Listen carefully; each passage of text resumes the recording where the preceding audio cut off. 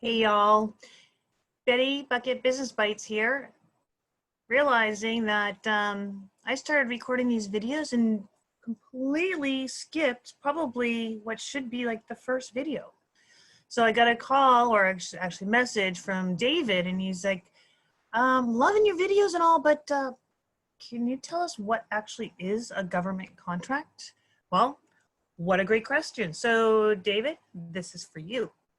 So what is the government contract?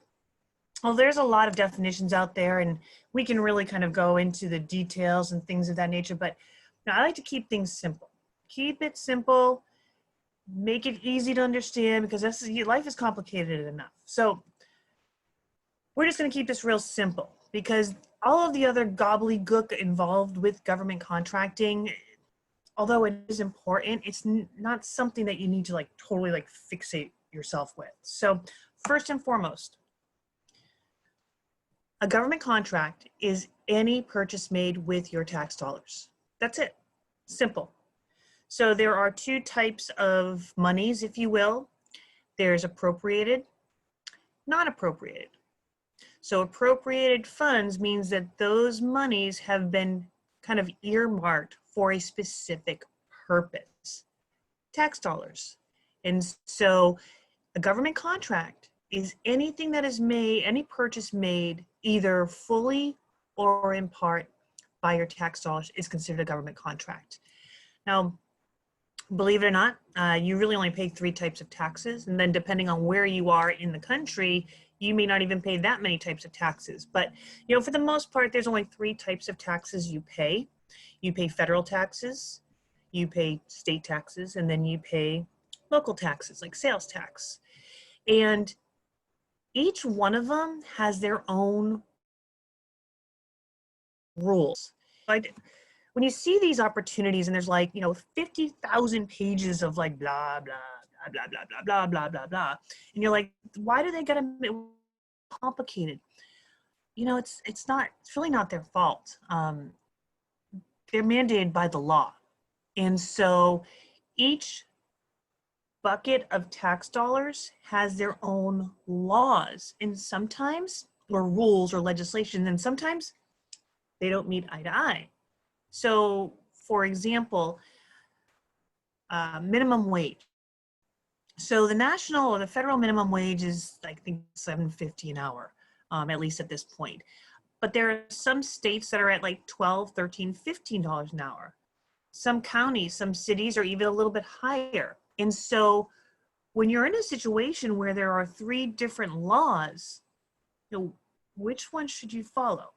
Now, okay, disclaimer, disclaimer, disclaimer, disclaimer. I am not an attorney. I am not providing you with legal counsel. Please consult with an attorney for additional information.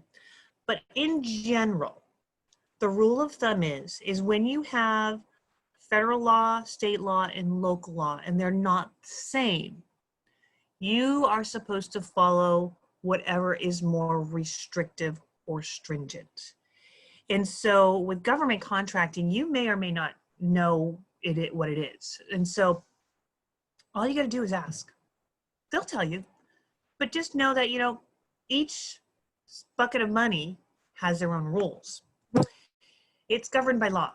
This is not something that the government agencies or even the prime contractors are making up as they go along. It's their job to make sure that whenever they make a purchase with your tax dollars, they're following the law. And so kind of give them a break. They're not trying to be mean. They're not trying to be difficult. It's just they are legally required to follow the law. And so there's also, I call them quasi-entities. So these are entities that are not fully funded by your tax dollars, but they might be regulated by the government. They might be subsidized. So for example, entities that are regulated by the government. So this is typically like your utilities. And so your water, your electricity, even your internet, things of that nature, they're regulated by the government. So they have to follow some of the same rules and some of the same guidelines, even though they're technically private entities. Entities that are subsidized. So these are entities that receive some sort of federal, state, or local assistance. So think in this areas, and most often is hospitals. Hospitals receive subsidized funding. A lot of the schools, especially schools of higher education, receive subsidized funding. And even your grocery stores, you know, they also receive sometimes subsidized funding. And so they also have to follow some of the same guidelines as some of these agencies.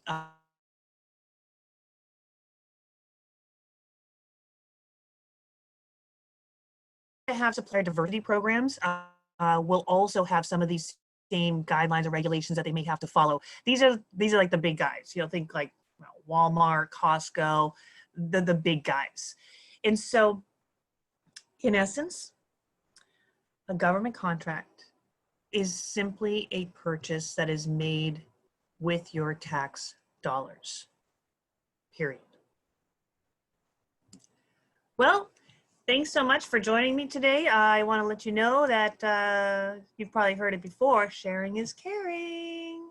So if you could give me a like, if you could subscribe, I really, really appreciate that.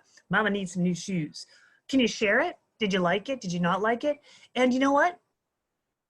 If you have a question that you'd like to have answered, if you'd like me to do a quick video on it, hey, leave me a comment with a question, and I'll do what I can to create a video just for you. Take care, be safe, and thanks for joining Betty Bucket Brown's Business Bites.